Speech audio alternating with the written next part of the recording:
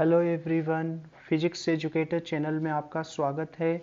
आज अपन electric circuits पर based pathfinder से एक इंटरेस्टिंग प्रॉब्लम सॉल्व करेंगे। इस प्रॉब्लम में अपने को 3 आइडेंटिकल वोल्टमीटर दिए गए हैं, वोल्टमीटर ए, वोल्टमीटर बी और वोल्टमीटर सी। इनमें ए और सी की रीडिंग अपने को दी हुई है। ए की रीडिंग है 22 वोल्ट और सी की रीडिंग है 8 वोल्ट।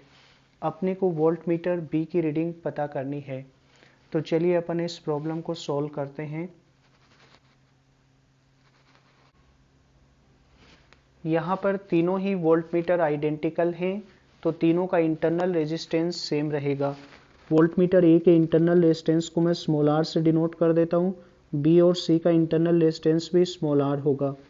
बाकी तीनों रेजिस्टर आइडेंटिकल हैं, तो इनके रेजिस्टेंस को मैं कैपिटल आर से डिनोट कर देता हूँ। ब्रांचेस में करंट भी अज्यूम कर लेते हैं। इस ब्रांच में करंट को I1 से डिनोट कर देता हूँ, इसमें I2 से।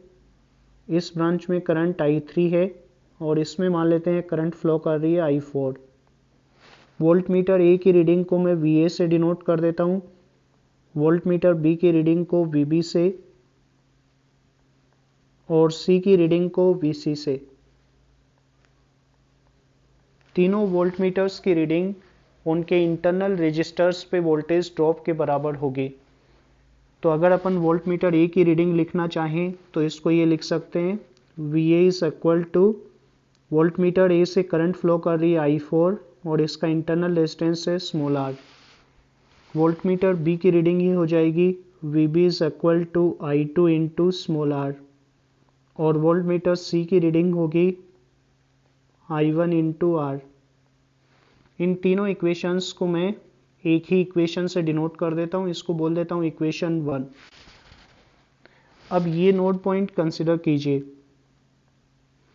इस नोड पॉइंट पे देखिए, इधर से करंट आ रही है I3 और ये दो पार्ट्स में डिवाइड हो रही है। इस ब्रांच में करंट जा रही है I1 और इस ब्रांच में I2। तो अपन ये कह सकते हैं I3 is equal to I1 plus I2। तो इस नोड पॉइंट पे KCL या किरचॉफ करंट लॉ अप्लाई करने से अपने को ये मिल जाएगा I3 is equal to I1 plus I2। I1 और I2 की वैल्यू इक्वेशन 1 से पुट कर देते हैं। इक्वेशन 1 से I1 की वैल्यू तो ये होगी VC अपॉन R और I2 की वैल्यू होगी VB अपॉन R। तो अपन I3 को ये लिख सकते हैं, I3 is equal to VB plus VC upon R। इसको इक्वेशन 2 बोल देते हैं। अब अपन ये दो लूप कंसिडर करते हैं। एक बार ये लूप लेते हैं, इस पे KVL अप्लाई करेंगे, फिर ये लूप लेंगे, इसके ऊपर भी KVL अप्लाई करेंगे। तो पहले मैं ये लूप चूज कर रहा हूं, इसको बोल देता हूं लूप 1 और लूप 1 पे KVL अप्लाई करेंगे।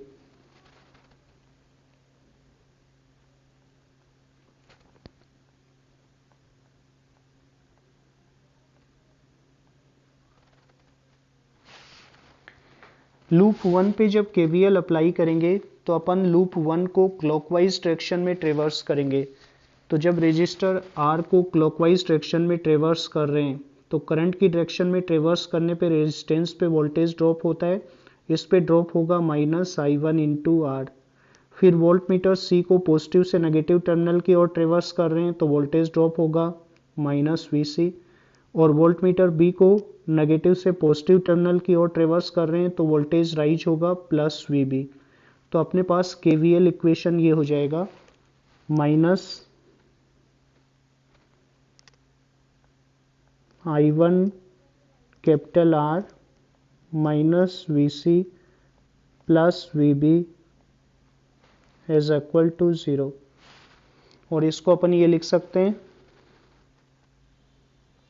I1 into capital R is equal to VB minus VC। I1 की वैल्यू इक्वेशन 1 से पुट कर देता हूं, I1 की वैल्यू होगी VC अपॉन स्मॉल r।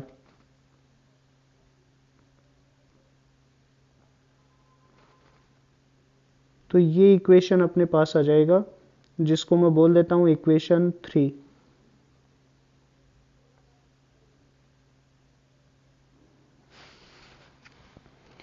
अब सेकेंड लूप कंसिडर करते हैं, ये लूप अपन ले लेते हैं। इस लूप को भी अपन क्लॉकवाइज डायरेक्शन में ट्रेवर्स करेंगे और इस पे केवीएल अप्लाई कर देते हैं।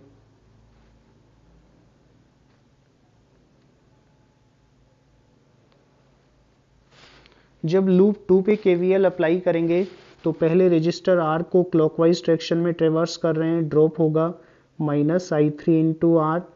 फिर वोल्ट मीटर को पॉजिटिव से नेगेटिव टर्मिनल की ओर ट्रेवर्स कर रहे हैं तो ड्रॉप होगा -VB। और वोल्ट मीटर ए को अपन नेगेटिव से पॉजिटिव टर्मिनल की ओर ट्रेवर्स कर रहे हैं तो वोल्टेज राइज होगा VA।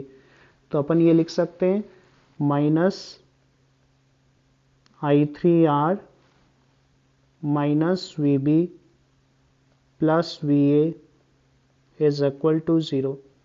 और इसको मैं ये लिख सकता हूँ I3R is equal to VA minus VB। I3 की वैल्यू अपन इक्वेशन 2 से पुट कर देते हैं, तो इक्वेशन 2 से I3 की वैल्यू पुट करने पे ये आ जाएगा VB plus VC upon small r into capital R is equal to VA minus VB। इसको इक्वेशन 4 बोल देता हूं। अब देखिए इक्वेशन 3 से अपन capital R upon small r की वैल्यू निकाल लेते हैं। Capital R upon small r की वैल्यू ये हो जाएगी VB minus VC upon VC, और ये वैल्यू अपन इस इक्वेशन के अंदर पुट करेंगे तो अपने पास ही आएगा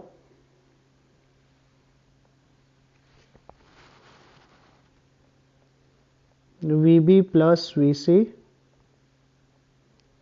into VB minus VC upon VC is equal to VA minus VB। Left hand side में तो देखिए VB plus VC into VB minus VC, ये हो जाएगा VB स्क्वायर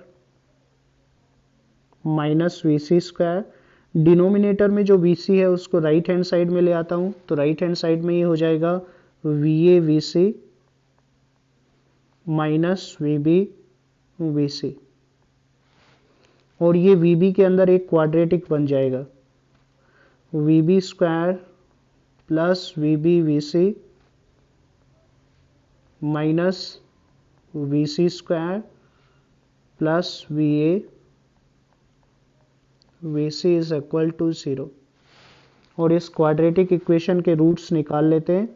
VA और VC की वैल्यू अपने को पता है, VB पता करना है, तो ये आएगा माइनस VC प्लस, मैं केवल पॉजिटिव रूट यहाँ पे लूँगा, स्क्वायर रूट के अंदर ही आएगा VC square plus 4 times VC square plus VA VC